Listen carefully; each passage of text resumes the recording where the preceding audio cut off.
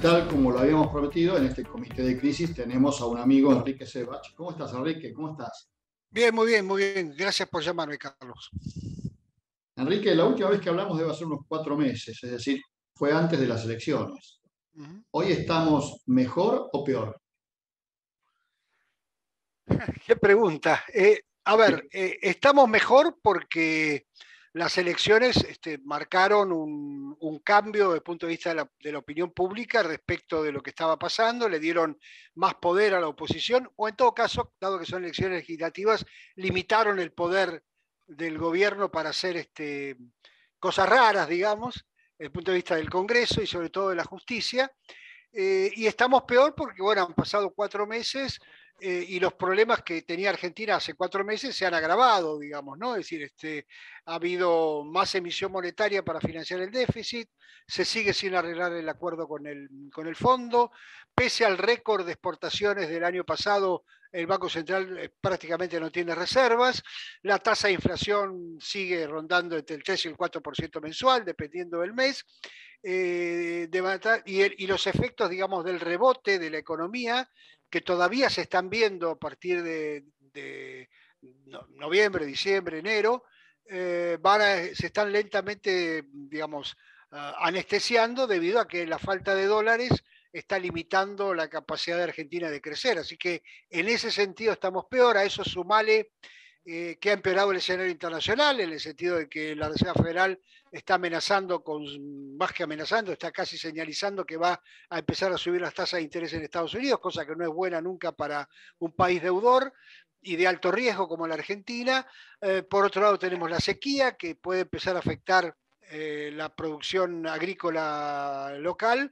Así que bueno, haciendo un pequeño resumen, te diría que políticamente yo diría que estamos mejor, económicamente hemos empeorado, ¿no?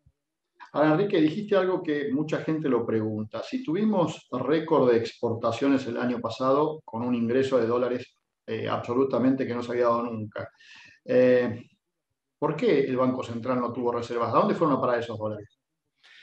Bueno, en primer lugar, acordate que la Argentina es un país que junta sus dólares del saldo comercial más el ingreso de capitales, sea por inversión extranjera directa, sea por inversión financiera. Bueno, todo esto que es la cuenta capital, inversión extranjera directa, inversiones financieras, desapareció. Así que primero nuestra única fuente de ingresos es el saldo de balanza comercial. Con ese saldo de balanza comercial tuvimos que pagar, la Argentina tuvo que pagar, o el Estado, mejor dicho, tuvo que pagar los intereses al fondo y alguna cuota de capital, pese a que usó una parte de los DEX. Tuvo que atender los compromisos de empresas privadas, de deuda de empresas privadas, si bien limitó esos compromisos, tuvo que atenderlos y tuvo que atender importaciones.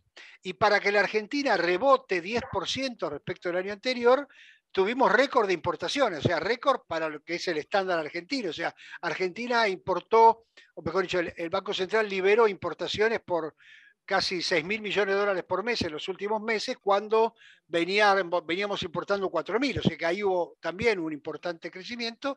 Y por último, la brecha, porque cuando vos tenés una brecha del 100%, claramente se filtra en el balance comercial, porque los exportadores, no del sector agrícola, porque tienen límites, ¿no es cierto? Pero los exportadores demoran sus exportaciones o prefinancian o pagan anticipadamente, y los importadores aceleran sus importaciones o pagan al contado lo que antes pagaban con crédito. Entonces, claramente la conjunción de solo saldo comercial, cuenta corriente, perdón, cuenta capital cerrada, eh, más los pagos, más el boom de importaciones, boom entre comillas, ¿no es cierto? Más los pagos que hubo que hacer, te llevaron el saldo comercial. A eso agregale que encima la Argentina le puso cepo a exportaciones, digamos, ¿no? O sea, el ministro Guzmán, con todo respeto lo digo, saca pecho diciendo que el fondo también está de acuerdo con las restricciones al movimiento de capitales en una emergencia, lo cual es cierto, pero lo que hace el ministro Guzmán no es limitar la cuenta capital, está poniéndole cepo a exportaciones e importaciones, cosa con la cual obviamente el fondo no coincide, ¿no? Ahora, con esto que acabas de decir, el panorama para el 2022 que acabamos de empezar es que vamos a extrañar en el 2021, porque con la seca es muy probable que no tengamos ese ingreso de divisas que todos estamos esperando, que todos tuvimos en el 2021, y eso va a limitar entonces el ingreso de dólares. Probablemente los precios internacionales también sean más bajos. No creo que venga inversión de capital. Eh, ¿Qué va a pasar? ¿A dónde vamos a terminar? Porque Bueno, a por otro ver, lado, primero me imagino los también precios, una limitación mayor a las importaciones, ¿no? claro, claro. A ver, los precios internacionales quizá bueno, no paradójicamente, quizás sean un poco más altos justamente porque hay menos ofertas, digamos, ¿no? Es decir, se da el problema que cuando cae la producción en este tipo de bienes, te aumenta el precio, pero no lo podés aprovechar porque no tenés las cantidades, ¿no es cierto? Pero bueno, dejando eso de lado, claramente los precios internacionales no apuntan a repetir el 2021, eso está muy claro. Eh, y seguramente, como vos sugeriste, va a haber más limitaciones a las importaciones y por lo tanto la economía argentina va a crecer mucho menos y seguramente va a haber que ajustar el tipo de cambio porque para achicar la brecha, el tipo de cambio oficial, porque, insisto, con una brecha de 100% es imposible avanzar. Entonces, hoy no estamos discutiendo la política cambiaria, sino que estamos discutiendo si va a ser con un salto del tipo de cambio, si va a ser acelerando la tasa de devaluación frente a la tasa de inflación. Pero bueno, cuando vos te falta algo que necesitas, lo ajustás de dos maneras, aumentando el precio y racionando la demanda. Y eso es lo que va a pasar. Se van a racionar las importaciones y por eso menos crecimiento y seguramente va a aumentar el precio, ¿no? Ahora, ese ajuste del tipo de cambio, ¿viene con o sin acuerdo con el fondo? Bueno, sin acuerdo con el fondo va a tener que ser mayor todavía, porque el acuerdo con el fondo te permite tener algunos ingresos de dólares no del fondo, por supuesto, pero sí de organismos internacionales, de los otros multilaterales, Banco Mundial, BID, de la CAF, inclusive el swap con China requiere estar en línea con el fondo, etcétera. Si vos defolteás con el fondo, si la Argentina defoltea con el fondo, todos esos ingresos desaparecen y además se limita mucho el crédito inclusive el crédito comercial para las empresas. Entonces, claramente, sin acuerdo, la devaluación va a ser todavía mayor porque la pérdida de reservas o la falta de reservas se va a notar mucho más. En un acuerdo con el fondo, enmarcado en un programa, es probable hacer una cosa mucho más ordenada que sin el acuerdo, ¿no? Decime una cosa, habrás visto que por estas horas Stiglitz ha hablado del milagro argentino otra vez. ¿A dónde lo ve el milagro?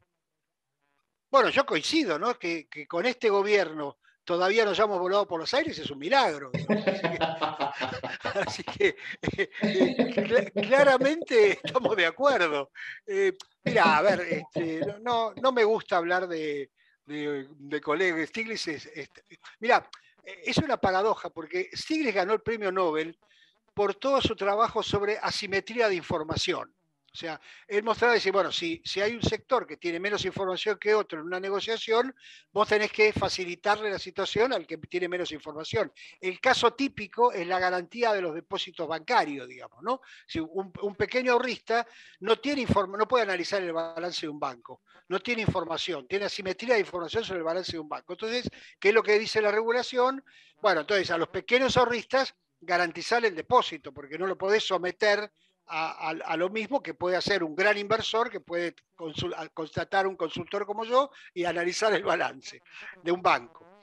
Ahora, esa simetría de información hace que Stiglitz solo vea un pedacito de la información, que es la recuperación del 10% de la economía, a lo que supongo él le atribuye esta condición de milagrosa, digamos, ¿no? Y esa situación de la economía argentina al día de hoy, ¿tiene que ver mucho con la pandemia o es la impericia habitual de este tipo de gobiernos? Mira, es una combinación de cosas. Es las condiciones iniciales, que por supuesto hay que reconocerlo. El gobierno heredó una situación inicial compleja, vinculado con la deuda, vinculado con atrasos tarifarios que el gobierno de Macri había recuperado, pero que después congeló, con un tipo de cambio que estaba bien, que estaba bastante bien, y con reservas en el Banco Central, pocas, pero con reservas al fin. O sea, el gobierno heredó una situación de deuda que había que renegociar y una situación fiscal paradójicamente, o mejor dicho, por las malas, pero ordenada. Digo por las malas porque fue con licuación y no con medidas de fondo. Ahora, le tocó la pandemia, con lo cual tuvo que recurrir a medidas, digamos, heterodoxas, para llamarlo de alguna forma. Ya en ese momento, tanto, bueno, no solamente yo, sino un grupo de colegas advertimos que la solución monetaria de emitir para financiar la ayuda contra la pandemia tenía efectos secundarios muy graves y que había que ser muy cuidadoso con ese tema, que había que mirar el gasto político, que había que revisar otros rubros del gasto que no eran imprescindibles para no tener que emitir tanto. Bueno, ahí sí se sumó la mala praxis. Acordate que el gobierno decía, la emisión no genera inflación, podemos emitir todo lo que se nos da la gana. Ahí se le sumó la mala praxis y bueno, y ahí se le sumó además que se puso sobre la mesa que la estructura política de la coalición de gobierno era muy inestable, digamos, en el sentido de que, digamos, cada sector pensaba distinto y además en la gestión, en cada ministerio se puso, para usar el término rural, un paisano de cada pueblo. Entonces, claramente tenés una situación inicial complicada, la pandemia, la mala praxis y una incapacidad de gestión derivada de la propia organización política del gobierno, ¿no? Por lo tanto, 2022 va a ser un año otra vez de alta inflación, si lo sumamos a eso, a que el mundo está viviendo el problema de la inflación, ¿no?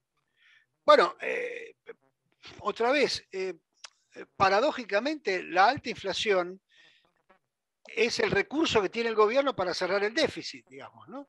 O sea, el déficit fiscal lo cierra licuando jubilaciones y salarios públicos y aumentando los ingresos derivados de el aumento nominal de los impuestos, ¿no es cierto? Porque como en Argentina tiene el grueso de sus impuestos atados al consumo, suben los precios, sube la recaudación del IVA, etcétera, más las retenciones a la exportación, etcétera. Entonces, ¿qué pasa?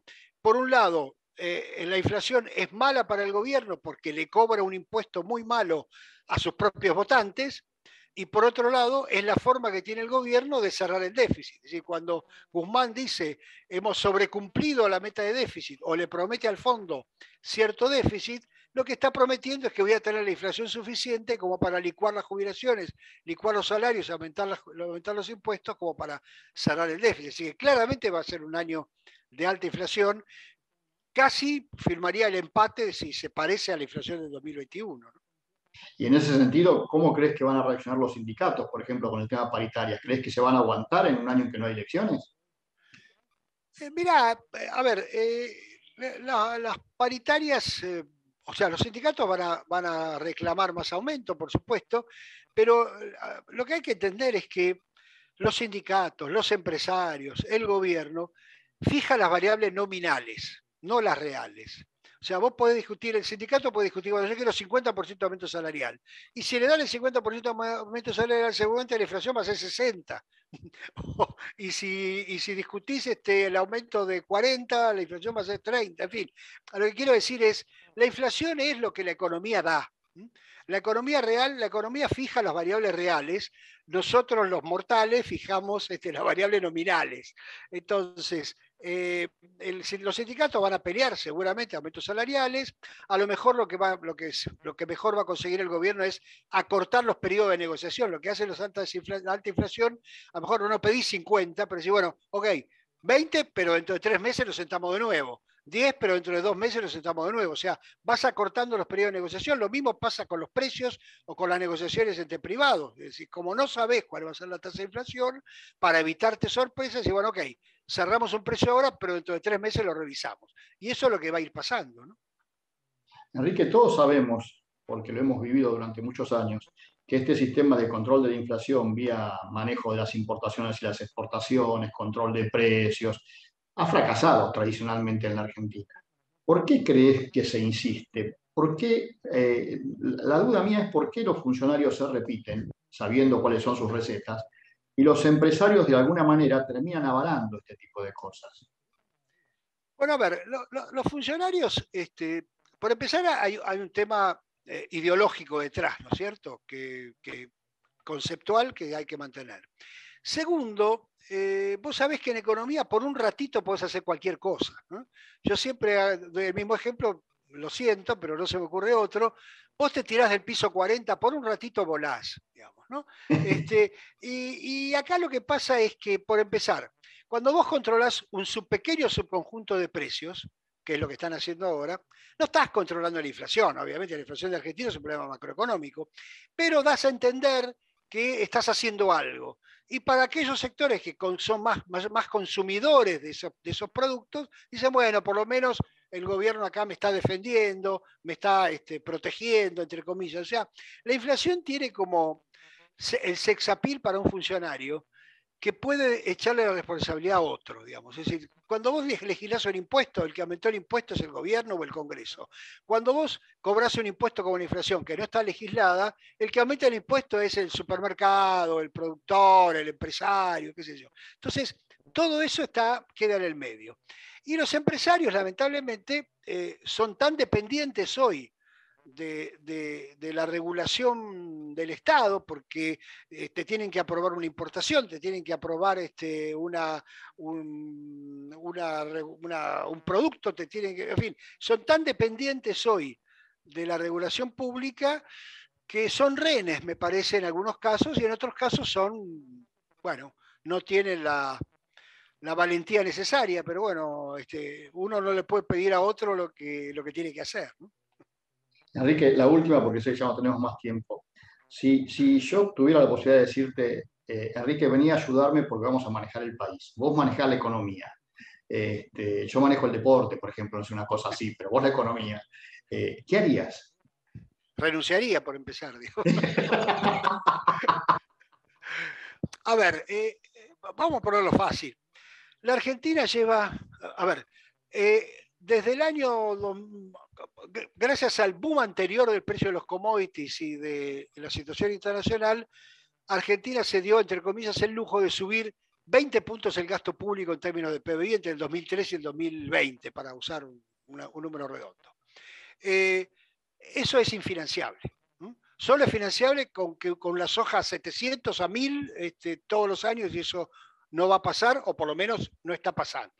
Entonces, vos tenés un gasto público financiable, ese gasto público financiable generó un sistema impositivo impagable, ese sistema impositivo impagable paralizó al sector privado en términos de actividad productiva, y generó el estancamiento que tiene hoy la economía argentina con inflación. Entonces vos tenés que replantear el gasto público, cambiar la organización económica de Argentina a favor de la producción. O sea, esta es una economía que castiga la producción en todo sentido. Tenés que armar un sistema impositivo razonable en función de eso. Y bueno, y tenés que ir ordenando la economía y generar incentivos para que la economía argentina crezca, para que el sector privado argentino vuelva a generar empleo y vuelva a producir. Y eso, digamos, está escrito en todo, digamos, en el 97% de los países del mundo se hace, digamos, ¿no? Entonces no hay que hacer, no hay que inventar la pólvora, hay que entender que insistir por un camino en donde querés financiar algo infinanciable es imposible. Fíjate que Argentina no solamente está estancada en exportaciones, o sea, las cantidades exportadas de Argentina caen, no suben, el gobierno se llena la boca por el aumento de exportaciones, fue todo precio. Hubo pequeños aumentos de cantidades derivados de la demanda brasileña porque había caído en el 2020 por la pandemia.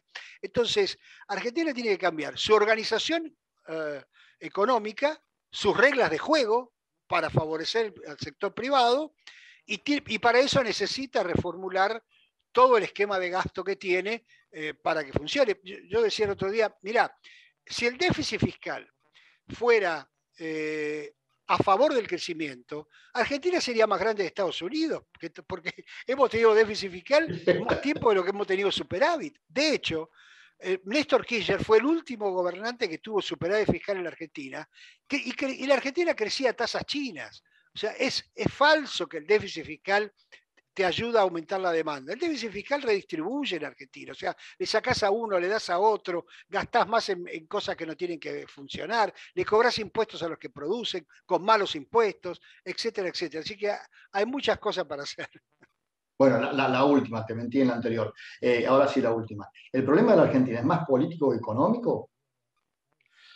No, es una mezcla, porque los buenos políticos se tienen que rodear de economistas que no vendan espejitos de colores.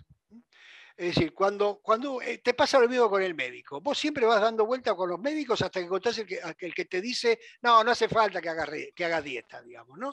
Entonces, con la política pasa lo mismo. Obviamente, primero necesitas liderazgos políticos nuevos, modernos, saco la palabra nuevos, modernos en el sentido de la, en el buen sentido de la palabra, ¿no? Puede ser alguien de 80 años, no importa la edad. Ahora tenemos políticos viejos de 30 años. Digamos. Necesitas consolidar liderazgos, necesitas convencer a la sociedad de las cosas que hay que hacer y dejar de mentir. Y después necesitas tener un grupo de técnicos que no sean aprendices de brujos, digamos, que no te vendan que no hay, que se puede hacer cosas sin pagar costos, que lo que decíamos recién, que el déficit fiscal no importa, que la emisión no importa. O sea, si vos te rodeás de chantas, el resultado va a ser malo igual. Y sin dar nombres, ¿todo eso existe hoy en la Argentina? Quiero creer que sí. Enrique, te mando un gran abrazo. Gracias por tu tiempo. No, gracias a ustedes, que sigan muy bien. Ahí lo tuvieron, Enrique Sewach. Auténtico, como siempre. Seguimos en Comité de Crisis.